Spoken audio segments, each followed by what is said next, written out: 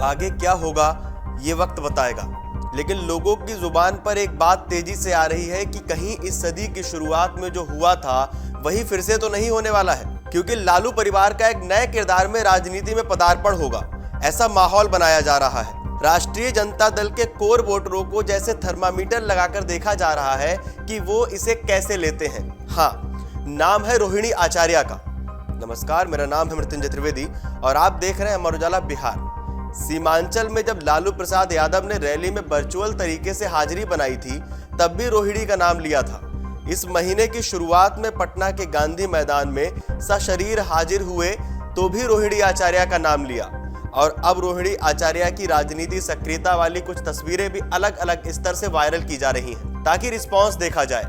प्रधानमंत्री नरेंद्र मोदी ने बिहार में नई सरकार के गठन के बाद 2 बार राज्य का दौरा किया और दोनों ही बार परिवारवाद के लिए राजद के राष्ट्रीय अध्यक्ष लालू प्रसाद यादव को निशाने पर रखा। पीएम मोदी को लालू ने जवाब दिया कि उनके पास परिवार नहीं है। इस पर देश भर में भाजपा ने अभियान चलाया और खास नेताओं से लेकर आम भाजपा कार्यकर्ताओं ने खुद को पीएम मोदी का परिवार बताया। पीएम मोदी के उस परिवार के जवाब में राजनीतिक प्रेक्षकों को लग रहा था कि लालू कुछ बैकफुट पर जाएंगे, लेकिन हो कुछ उल्टा रहा है।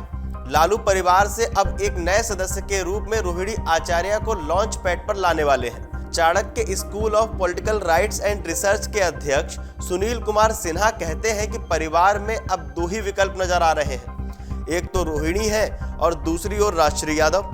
चारा घोटाला से लेकर लैंड फॉर जॉब तक में लालू प्रसाद यादव, पत्नी राबड़ी देवी, बेटी मीसा भारती, बेटे तेजस्वी यादव पर आज साफ दिख रही है।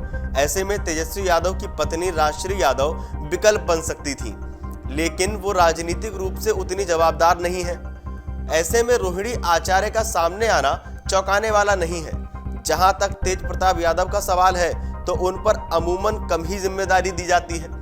वो घोटाले में भी चर्चित नहीं है और परिवार की राजनीतिक विरासत भी उनके ऊपर नहीं सौंपी गई है। बड़े होने के बावजूद वो डिप्टी सीएम नहीं बने बल्कि तेजस्वी बने।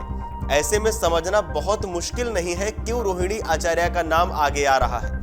अगर लालू, राबड़ी, तेजस्वी, मीसा सब ईडी सीबीआई के फेर में फंस जाते हैं तो निश्चित तौर पर परिवार से सामने रोहिणी होंगी।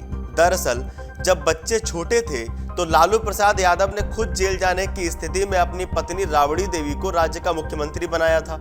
राबड़ी देवी बिहार की पहली और इकलौती महिला सीएम के रूप में दर्ज हैं।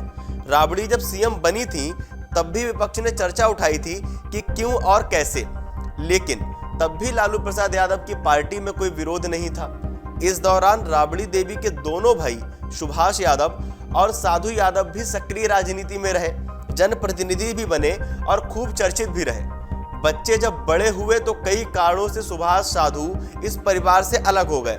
इसके बाद मीसा भारती की राजनीतिक एंट्री हुई और फिर लालू राबड़ी के बड़े बेटे तेज प्रताप यादव व तेजस्वी यादव की। भ्रष्टाचार के आरोपों में तेज प्रताप ही अब तक बचे हैं, बाकी ये सभी उस जद में आ चुके हैं। ऐसे में परिवार से नए किरदार के रूप में रोहिणी आचार्य की एंट्री का माहौल अब बन रहा है। रोहिणी अपने पिता को किडनी दान देकर जनता की नजरों में महान है और मुख्यमंत्री नीतीश कुमार के साथ भारतीय जनता पार्टी के दिग्गजों पर विदेश में रहते हुए भी सोशल मीडिया के जरिए हमले में सबसे आगे रही हैं। ऐसे में अब कुछ ही दिनों की बात है कि लालू अपना उत्तराधिकारी विकल्प सामने रख देंगे। आपको क्या लगता है, हमें कमेंट करके बताइए। अगर आप ये वीडियो YouTube पर देख रहे हैं तो हमारे चैनल को सब्सक्राइब करें और बेल आइकन को दबाना ना भूलें। अगर आप Facebook पर ये वीडियो देख रहे हैं तो हमारे पेज को लाइक करें।